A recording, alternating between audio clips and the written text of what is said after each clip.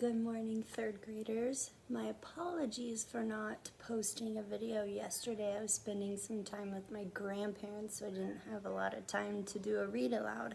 But we are here today with chapter 13 and 14. So if you have the book, I would love for you to read along, or if you would just like to listen, that's awesome too. All right, chapter 13. When Pax awoke, it was late afternoon. The ache that had cramped his belly the past few days was worse, and when he tried to rise, he lost his balance for a second, his muscles trembling. He surveyed them for injury with a distant curiosity. Once, when he'd been ill, his boy had forced a pill down his throat. Afterward, his senses had been dulled and his reactions slowed. He felt this same way now. He dropped to the cool dirt and watched as below, Gray and his mate emerged from their rest to scent the air, relieve themselves, then set off for food. Bristle sprang out from the den beside him, stopped only to order her brother to stay behind, then trotted off to hunt also. On the day he'd gotten into the car with his boy, Pax had sensed the tension and refused his morning kibble, so it had now been 3 full days since he'd eaten. Although Pax had never seen death, he understood that it awaited him if he did not find food. This thought produced no sense of urgency and drifted away. A second thought, however, that he must find his boy and see him safe, stirred him to rise again, first bracing himself on his forelegs before straightening his haunches. After a moment, his head cleared. He wandered past the dens Bristle and Runt shared. There he smelled caches of game buried in the soft earth, but they were marked with powerful warning scents, so he did not dig them up. Farther out, a few gnawed-over carcasses were discarded to the scorned clean by lower-ranking scavengers. Pax began to poke through the carrion. Only the tail end of a marsh rat held any meat at all. Too rancid and gristly even for the crows, it was crawling with maggots. Pax lowered his head to the remains. He opened his jaw, but the smell sent him reeling back. This was not food.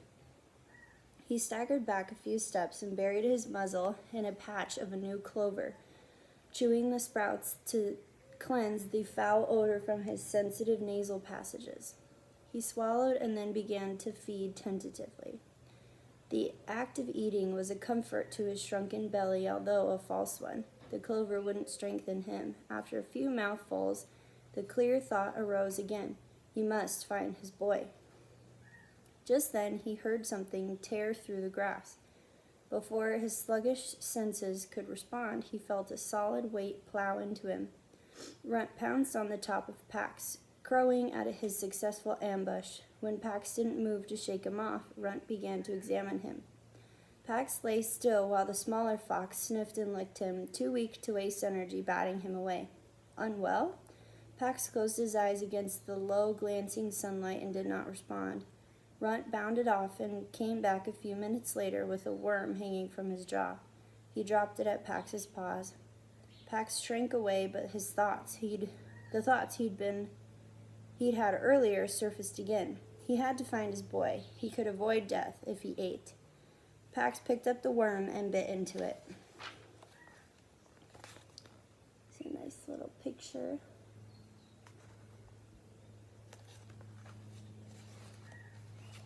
Unused to the taste of live flesh, Pax retched and twisted away. Runt dug up another worm and dropped it in front of Pax, and this time Pax got to his feet and took a few steps before sinking back down. Runt followed and nudged him. Eat. Pax mustered as much dominance as he could. Leave. The younger fox gazed at the older one for a moment, then turned and trotted into the grass. Relieved, Pax laid his head on his paws. He did not have the energy for resistance now, but Runt reappeared after a few moments, something round in his mouth. He dropped his gift, and it broke open. Egg. The scent called up a sharp memory. Once, when he was very young, Pax had found a hard white orb while exploring his human's kitchen counter. He batted at it, thinking it was one of the boys' playthings. It had rolled onto the floor and cracked open, spilling its delicious secret. Peter's father had come in while he was still licking at the last drops and smacked him away. His flank had stung from the blow, but that egg had been worth it. Since then, Pax managed an exploratory visit to the kitchen counter every time he was left alone looking for more of them. A few times he'd gotten lucky. The quail egg Runt had brought was smaller, its speckled shell flecked with dried grass, and it smelled gamier than the ones his humans ate. But there was no mistaking it. Egg. Pax rose. Runt backed away to allow Pax to lap up the yoked surprise. He licked the grass clean of every drop, then looked up, eager to express his gratitude. Runt was gone, but in a few moments he came back. 2 more eggs held carefully in his mouth. Pax devoured them. Runt left and returned twice more. Pax ate steadily until finally 7 eggs swelling his shrunken belly top. He dropped to the sandy apron in front of the dens and closed his eyes. Runt leaped onto a gnarled root above the dens. He drew himself up to his full height, and while Pax slept, the ragged little runt kept watch. Cute. Okay, chapter 14. Peter recognized Vola's footsteps, the hard wooden stamp followed by the softer shoed footfall, and dropped the logs back into the wood bin. He braced himself in the cabin doorway, watching Vola pump water into the kitchen sink. "You stayed off that foot?" "Pretty much." Actually, he'd gotten up at least a dozen times to do pull-ups on a beam, and he'd lifted logs for half an hour. His arms were sore and his foot hurt a lot when it wasn't raised, but he hadn't been able to lie around doing nothing, knowing Pax was still out there. Vola began lathering up her hands without turning around. "You write that note?" Peter pulled the crutches to his side. Already he felt more secure when they were tucked under his arms. "I did, but..." "No buts. You write it once a week. The bus driver friend I told you about, Robert Johnson, I ask him, he'll mail them from different spots along his route. First condition, remember?" Peter tried a sharp turn, wobbled, but righted himself. He swung through another turn smoother. "All right?" "Okay, good." Vola hung the dish towel on its peg, crossed to the fireplace, and began shredding newspaper onto the grate. "Let's move to the second condition, then. That charm bracelet you carry, I'm guessing it was your mother's. Why do you carry it with you? Why that particular thing?" Peter felt his body go instantly rigid, the way it always did whenever anyone asked about his mother, as if it had to freeze to decide whether it was okay to talk about her or not. Usually with strangers it wasn't, so he was surprised when his hands relaxed their grip on the crutches a little and his throat eased open. "She always wore it. She'd hold her wrist up so I could play with it when I was a baby. I don't remember that, but I've seen a picture. I do remember her telling me about it, though. About the charm, I mean. It's a phoenix. That's a special bird. It's red and gold and purple, colored like sunrise, and it rises from the ashes. I know what a phoenix is." "Right, but out of its own ashes. That's the part my mom cared about." "Its own ashes?" "When it gets worn out, it builds itself a nest high in a tree away from everything." Peter stopped. It suddenly occurred to him that Vola's cabin felt like a nest. He circled on the crutches and looked around. Yes, a secret protected nest, surrounded by trees away from everything. He turned back to Vola, who was cross-stacking kindling. He hoped she hadn't read his mind. "So the phoenix fills the nest with its favorite stuff, myrrh and cinnamon, and is what's in the story, I think. Then the nest ignites, burning the bird's old body, and the new bird rises up out of the old bird's ashes. My mother loved that. She said it meant that no matter how bad things got, we could always make ourselves new again." Vola didn't respond. She touched a match to the shredded paper and watched as it caught fire. Her face looked grim in the light of the new flames. She added 2 logs and then a third. "Go try those crutches outside while there's still some light," she said without looking up. Peter opened the front door and navigated the step, relieved to get away. He didn't have a clue what he'd said wrong. Living in the woods, all alone, probably made a person weird, but she was right that he needed to practice outside. He'd lost a whole day now, a whole day. Maybe he did need some time to train and heal, but he was leaving as soon as he could. He left and cleared the cleared yard and headed to where the uneven ground was snarled with roots and brush. It took a tortuously long time to circle the cabin. His second turn around was a little faster, but by the fifth circuit he felt almost comfortable, but he was bathed in sweat when he swung back inside. The cabin was quiet except for the gentle crackling of the fire. Vola sat in an armchair sewing something yellow. The quiet and the way the setting sun seemed to wash the cabin in peace as if everything were right in the world suddenly felt mocking to Peter. Everything was wrong with the world. Another day had passed when Pax had been out there alone. Another night was coming when he would be cold, probably hungry and scared too. And what if he hadn't found water? He took a lurching swing around the room. Halfway across, one crutch caught on a rug, and he had to stab the other to the wall to keep from crashing into a lantern. Shorter steps, you'll get the hang of them after a while. After a while, my fox will be dead in a while. He dropped the crutches and sank to the chair at the kitchen table. What's the point anyway? How is this supposed to work out? Vola dropped her sewing. What do I look like, a magic 8-ball? She went out to the porch and came back with a big bag of ice. Then she lifted Peter's foot to a chair and arranged the ice over it. I don't have your answers. The sight of his useless foot reminded him of everything he couldn't do now. He looked away. Why not? Aren't you supposed to be wise and all, living out here by yourself with all these, he threw his thumb toward the jumble of notes tacked to the board behind him. All these philosophy bingo cards, you're supposed to be wise at least, aren't you? Or witchy or something. Peter almost didn't recognize himself back talking the woman like this.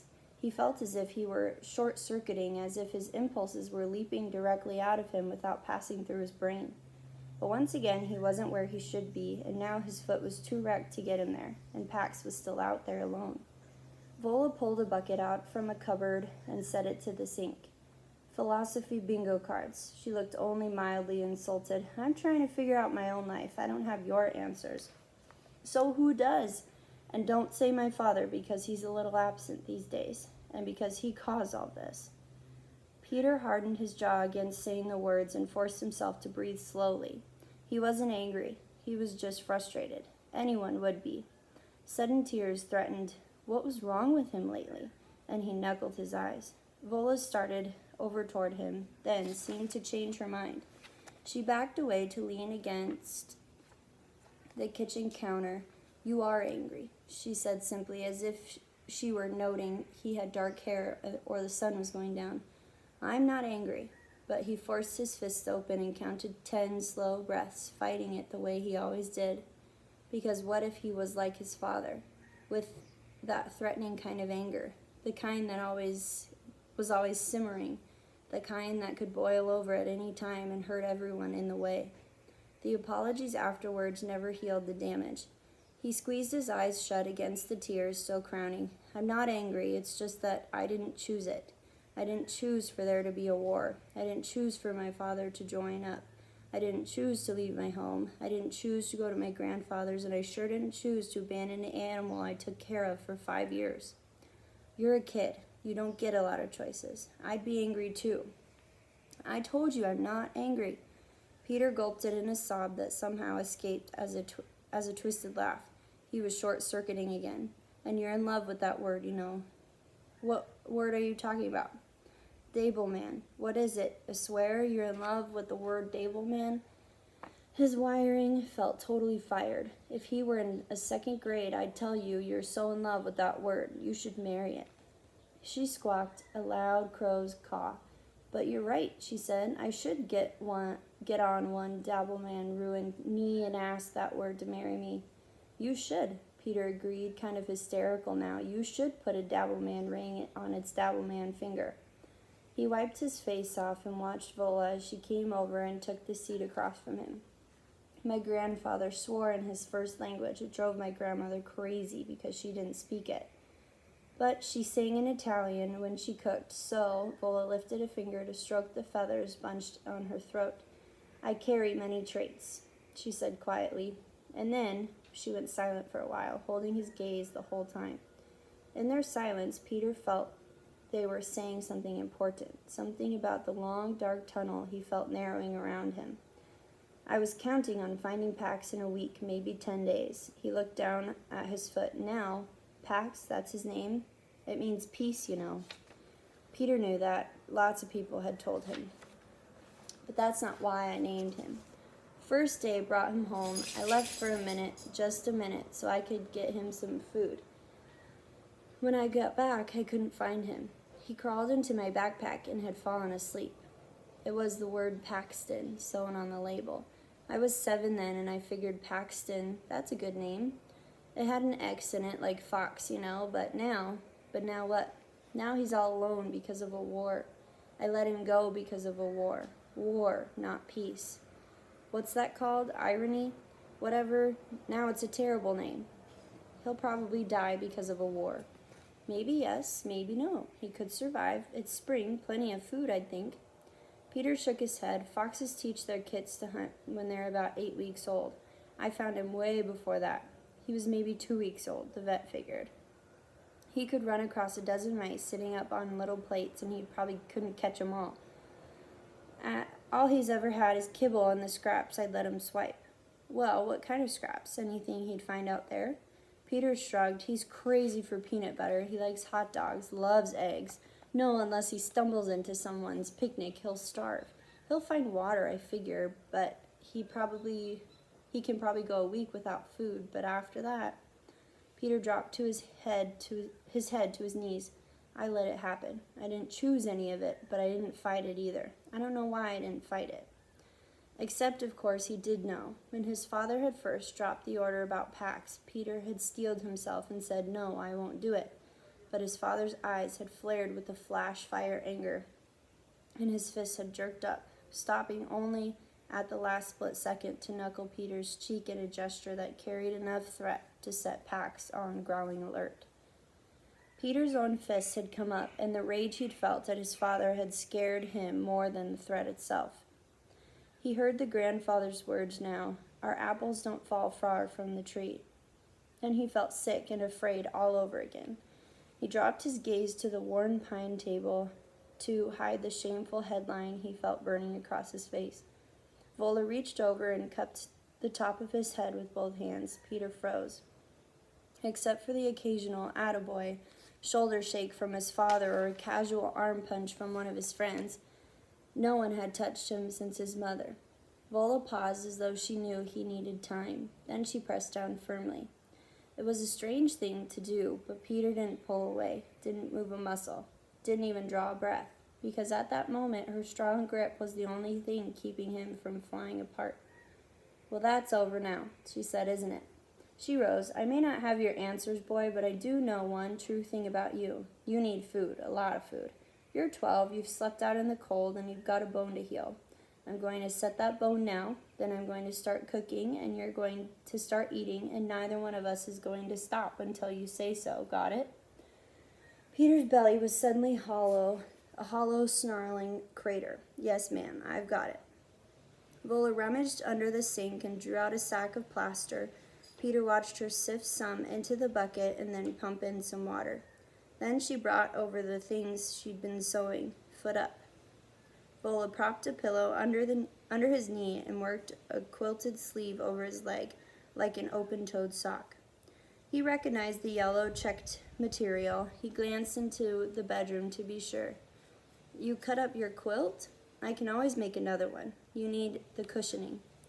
She took another section of quilt and stripped the batting off, then ripped the yellow calico into strips and dunked them into the plaster. "Hold your foot at a 90-degree angle." Around and around his foot and ankle, halfway up his shin, she wrapped the strips. When she'd built a thick boot, she frosted it with more plaster. "Don't move, not even your toes." Vola left for the porch and came back with her arms full. She set 2 iron skillets of burners, flipped a hunk of butter into each, and turned on the flames. She cracked a couple of eggs into a yellow bowl and started whisking in the milk, then cornmeal. A cool breeze, fragrant with turned earth and frying butter, lifted against Peter. He looked at the sturdy cast drying. his foot safe inside now, wrapped in what used to be Vola's quilt. I'm sorry about how I've been. He tipped his head to her bulletin board. My philosophy bingo cards, she said with a nod. No, that, Peter, those are just things I figured to be true about the world, the universals. The important ones are the things I figure out to be true about me. I keep them somewhere else, private. How come? How come they're the important ones, or how come they're private? Peter shrugged. Either both. He leaned back, waiting. Vola eyed him as she sawed a slice of ham joint and forked it into one of the frying pans. She dipped out 3 ladles of batter, poured them spurting into the other pan, then set the bowl down. I'm going to tell you a story. When I got out of the service, I didn't remember a single true thing about myself. That's what training does. No more individuals, just pieces they can mold to their machine. I was lost my first day as a civilian. Lost. I went into a grocery store, I stared at all the choices, and I kept wondering who I was supposed to be buying groceries for. What filled this person's hungry belly? Gumbo or pie? Beans or bread? In the produce aisle, I broke down because I didn't remember a single thing about myself. Vola went quiet then, her eyes closed. What happened? Peter nudged after a moment. What happened? In the store. What happened in the store? Oh, she turned back to the stove and flipped the Johnny cakes. Peanut butter. Peanut butter happened? Vola tossed her hands into the air. Peanut butter happened, and I was lucky it did. There I was on the floor of the grocery store, dirty red and white checked linoleum. I will never forget weeping, and I knew I wouldn't get up until I remembered what kind of food I liked. Vola stacked the Johnny cakes on a blue plate and then paused. Peter thought she might be drifting back to the memory of the grocery store floor. He was glad he hadn't seen something like that, a grown woman sobbing on a dirty grocery store floor, a crazy lady with one lost leg. He felt suddenly protective and hoped no one had laughed at her and that she had gotten herself out okay. And finally I did. I remembered my grandmother telling me that when I first discovered peanut butter sandwiches, I wanted one every day. So I got up from the floor and I bought myself some peanut butter and bread. I filled my cart with peanut butter and bread because I decided I wasn't coming back until I knew for sure something else I'd like to eat. And I was afraid that might be a long time. She added the ham to the plate, slapped on a scoop of applesauce, and brought it over to him, along with a white pitcher of maple syrup. Eat. Peter flooded the plate with syrup and loaded a fork. The cornmeal had a gritty crunch, the ham was smooth and salty against the sweet syrup. It was the best food he could remember eating. And was it? He asked when he'd cleaned half the plate, a long time before he remembered something else. Vola pressed a finger to the drying cast. Almost set. Keep while a little longer. She went back to the stove and carved more ham and ladled more batter into the skillet. It was. People around me, they called it PTSD, post-traumatic stress disorder, from being in the war. And they were right that I was sick, but I knew it wasn't being in the war exactly. It was that in the war I had forgotten everything that was true about myself. Post-traumatic forgetting who you are disorder. That's what I had. My grandfather was in a nursing home by then, and he was dying. I went out to his place. It had been my old home, too. My grandparents raised me for a couple of years to clean it out. It was the end of summer. The orchard was an untended mess, but there were still some peaches hanging on. And then that was the second lucky thing that happened to me after the peanut butter, because I suddenly remembered, Lord, I had loved those peaches. I used to sneak out in the middle of the night to pick them.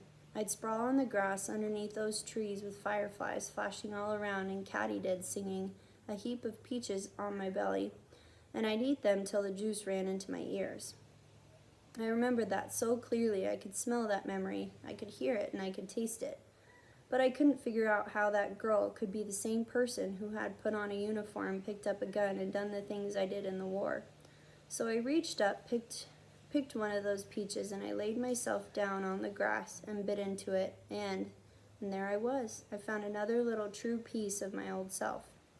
She brought the skillet over and stacked more Johnny cakes and ham onto his empty plate, then went back to the stove. "Stop," Peter said. "Stop? Well, that's the end of the story anyway." "No, I mean this'll be enough food, thank you." Peter wished again that his fox were under the table, wondering again if Pax was hungry. And then the curious sense that he wasn't, that tonight at least, Pax had food in his belly. "So then what?" he asked after loading his forks. "You were okay?" Vola set the skillet in the sink and came back to sit across from him at the table. "What a person likes to eat, that's a detail. I was so lost, I needed to find out all the true things about myself. The little things to the biggest of all. What did I believe in at my core?" Peter figured he knew what was coming. "Like war. Now you're anti-war, right?" Vola steepled her fingers under her chin. "That's a complicated thing. What I am is for telling the truth about it, about what it costs. People should tell the truth about what war costs. That's taken me a long time to figure out."